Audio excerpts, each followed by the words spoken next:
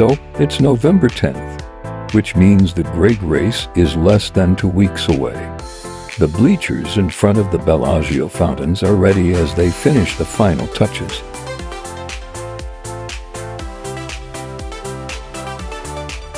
A little further down the track at the pedestrian overpass from BLVD to the Cosmopolitan, we have a little less exciting addition to the Formula One construction in Vegas.